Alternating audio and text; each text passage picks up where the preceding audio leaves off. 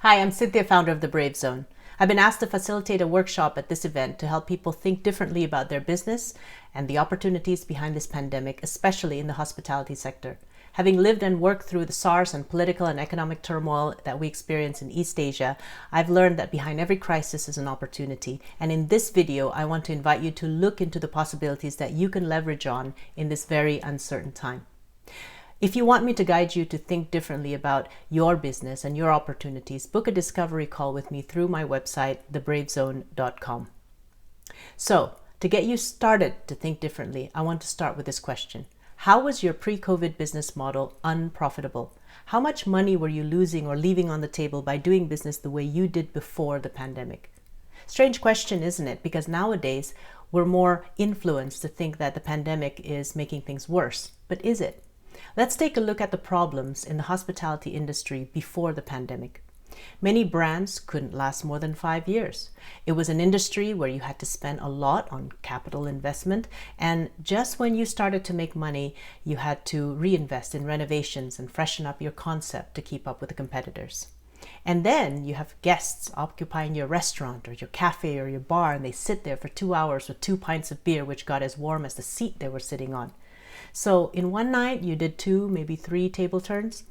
You try to upsell them with food and perhaps even dessert, but at a certain point, you max out. Furthermore, you didn't have the habit of getting database because that's just not the thing to do. I mean, you can't possibly ask them for their names, emails, and phone numbers, could you? Some of you had a little fishbowl up front with a lucky draw in exchange for their business cards. But you know what?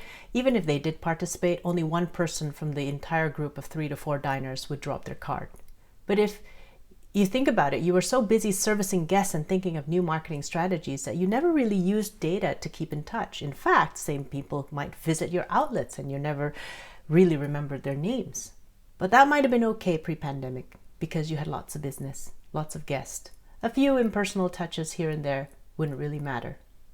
The pandemic has given rise to new ways of doing business and of treating customers.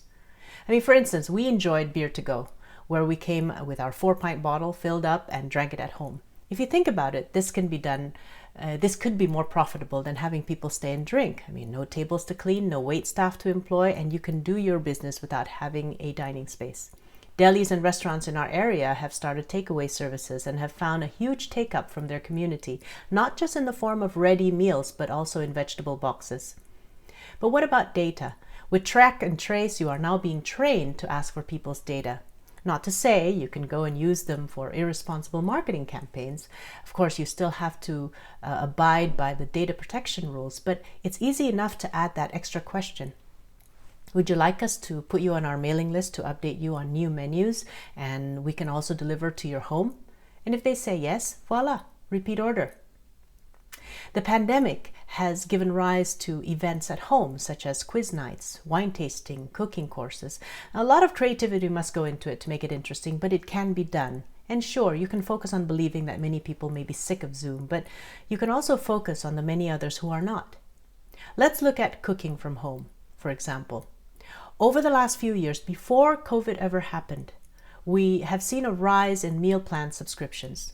This is good business as a business model in several ways. First, it helps people with meal ideas with suggesting recipes. It saves people from having to go to the supermarket. But my favorite part about this is that it's a subscription business that goes on and on and on until the client decides to stop. How can we use it in a wine tasting, for example? In the past, you go all out to host a wine tasting event. They come, they taste, and they leave perhaps with a few bottles, or some of them just leave after drinking a few glasses. Now, that business model, in my opinion, could be optimized. What about helping people get to know their wine preferences and provide them with a wine subscription program where they'll receive a bottle or several bottles of wine each month that suit their palate, and perhaps one new bottle that is a bit different but not that offensive to enrich their knowledge. Then an old event business model becomes a subscription model, which has more potential for profitability because you are creating repeat business. This is not the first time an industry is revolutionized. Let's look at an industry that has been transformed even before the pandemic. The fashion and retail industry, their decline in walk-in sales did not happen because of COVID. I mean, it happened because people chose to buy online, and gradually we saw big brands dying, shops in the high streets closing because people were no longer buying in person. But look at what happened to that online industry. It grew massively. Delivery businesses boomed. I mean, if you had a car, a truck, or a motorbike, you can start a business. So this is a classic example we've all lived through on how an old business model died and gave rise to a new, faster growing model. The online retail model didn't grow at the same speed as the old retail model. It grew exponentially faster in a shorter period of time. And this is what happens when disaster strikes an industry. The traditional model dies, but if we can tap on the opportunity, a new one might emerge at a faster growth rate. So our job is to find that gap, that opportunity, that new way of thinking, consuming, buying that we've never found before. Our job is to learn from industries that might be very different from ours to see how we can pivot our business model to adapt to the change. Here's another thinking question. How would you do business if your only target market were 90-year-old disabled citizens who have decided they cannot leave their home? Let's say for some crazy reason they need your service and product, but they can't leave their home.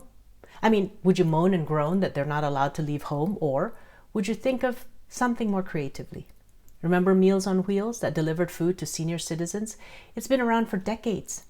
So to sum up, I want to leave you with these questions to think about. How was your old pre-pandemic business model unprofitable? And how can this current pandemic force you to think differently and make more profitable, faster growing businesses?